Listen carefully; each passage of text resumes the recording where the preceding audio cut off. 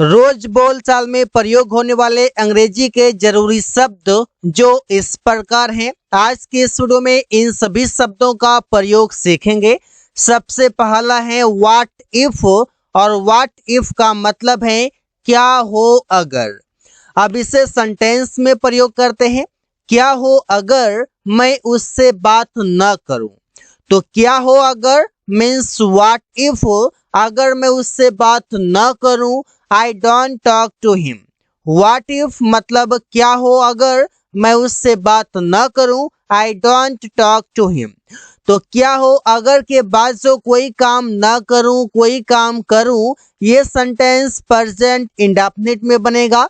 मतलब इसका structure subject plus V1 या V5 प्लस ऑब्जेक्ट से होगा। अगर ये नेगेटिव रहेगा तो हेल्पिंग वर्ब डू या डज होगा और इसके साथ नोट लगाएंगे।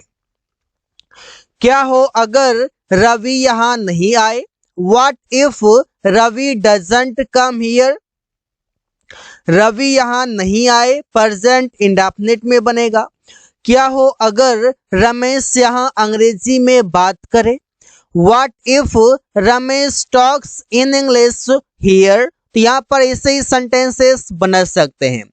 क्या हो अगर तुम लोग उसका मदद करो, what if you help him. What if क्या हो अगर तुम लोग उसका मदद करो, यू हेल्प हिम। अगला शब्द है एज, और इसका मतलब है जैसा कि। जैसा कि मतलब एज, जैसे बोलते हैं जैसा कि आप जानते हो, एज यू नो। जैसे बात करते हैं तो उस बीच में बोलते हैं जैसा कि आप जानते हो, एज यू नो। जैसा कि हम लोग वहां गए थे, as we went there. As we went there, जैसा कि हम लोग वहां गए थे। जैसा कि वे लोग बोल रहे थे, एज दे वर स्पीकिंग। यहाँ पर टेंस के अनुसार सेंटेंस बनाएंगे और जैसा कि के लिए अंग्रेजी लिखेंगे एज। जैसा कि अमन खाना पका रहा है, as Aman is cooking food. As Aman is cooking food, जैसा कि अमन खाना पका रहा है। अदरवाइज, अदरवाइज का मतलब है अन्यथा, वरना, नहीं तो, तीनों बोल सकते हैं अलग अलग। वे लोग मेहनत करो नहीं तो फेल हो जाओगे। वर्क हार्ड मतलब कड़ी मेहनत करो, नहीं तो अदरवाइज फेल हो जाओगे, यू विल गेट फेल्ड। अंग्रेजी सीखो वरना जॉब नहीं मिलेगा। लर्न इंग्लिश, अंग्रेजी सीखो, अदरवाइज मीन्स वरना जॉब नहीं मिलेगा, you will not get a job. In between, in between का मतलब है इसी बीच। जैसे बोलते हैं इन बिटवीन मतलब इसी बीच। मैं सो रहा था, इसी बीच तुमने मुझे कॉल किया। आई वॉज स्लीपिंग, मैं सो रहा था, इन बिटवीन इसी बीच, यू कॉल्ड मी, तुमने मुझे कॉल किया। रमेश खाना खा रहा था, इसी बीच मैं वहां गया। Ramesh was eating food, in between I went there. तुम लोग किताब पढ़ रहे थे, इसी बीच वो झगड़ा करने लगा। You were reading the book, in between he began to fight, he began to quarrel. तो यहाँ पर इससे हम बोल सकते हैं। अगला शब्द है ऑल ऑफ द सडन, इसका मतलब है अचानक से। जिसे बोलते हैं अचानक से वो रोने लगी। All of the sudden she started crying, अचानक से वो डर गया। All of the sudden he got scared, all of the sudden he got scared, अचानक से वो डर गया। अचानक से सुरेश नीचे गिर गया। All of the sudden Suresh fell down, Suresh fell down, Suresh नीचे गिर गया। अचानक से पुलिस आ गई। All of the sudden police came. यहाँ पर आप सेंटेंस इससे बना सकते हैं ऑल ऑफ द सडन से। लाइकवाइज, लाइकवाइज का मतलब है बिल्कुल ऐसे ही। बिल्कुल ऐसे ही मतलब लाइकवाइज।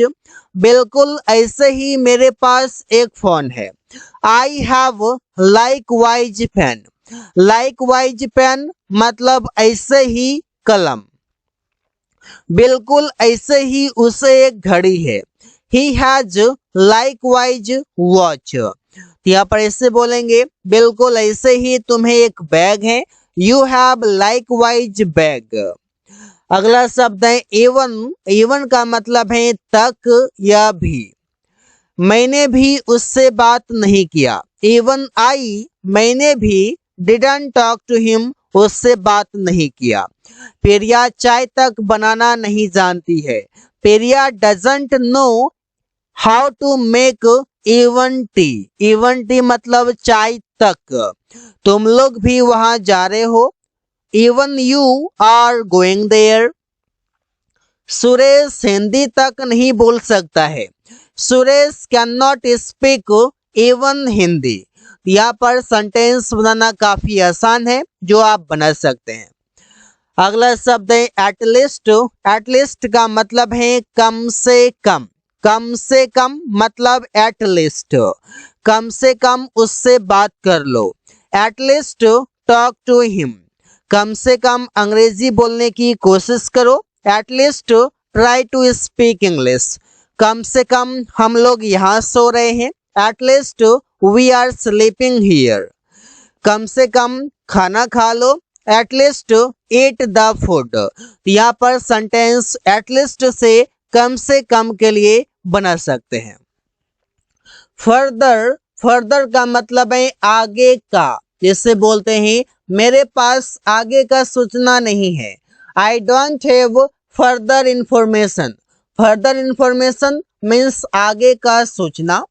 क्या तुम लोगों को आगे का रास्ता पता है? Do you know further way? Do you know further way? क्या तुम लोगों को आगे का रास्ता पता है? मैं आगे का रास्ता ढूंढ रहा हूँ।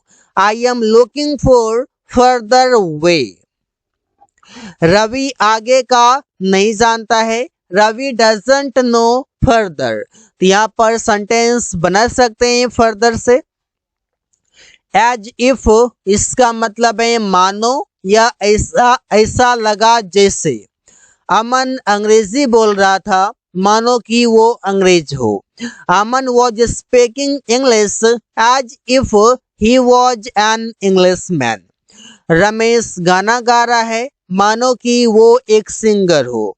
Ramesh is singing a song as if मतलब मानो कि ही इज अ सिंगर, वो सिंगर हो, गायक हो। रवि ने उसे पीटा, मानो कि वो उसका पापा हो। रवि बेट हिम, रवि ने उसे पीटा एज इफ मानो कि ही इज हिज फादर, वो उसका पापा हो। दो। दो का मतलब है हालांकि, जिससे बोलते हैं हालांकि वो अमीर हैं लेकिन वो कंजूस हैं।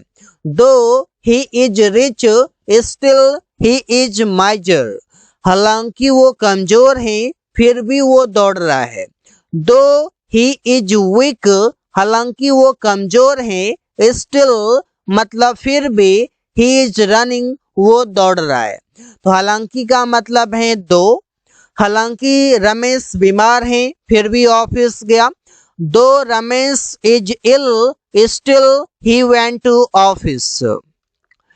ओवर एंड ओवर, इसका मतलब है बार बार। जैसे तुम बार बार झूठ क्यों बोल रहे हो? Why are you telling a lie over and over? प्रिया बार बार पैसे भूल जाती है। प्रिया forgets money over and over. Rohit बार बार गलती करता है। Rohit makes a mistake over and over. Pinky बार बार उससे झगड़ा करती है।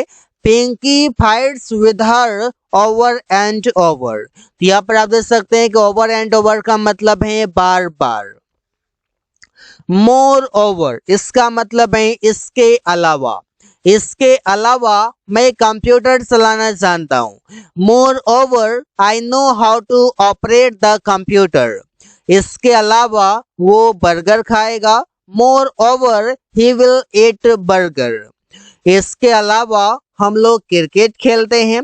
More over we play cricket.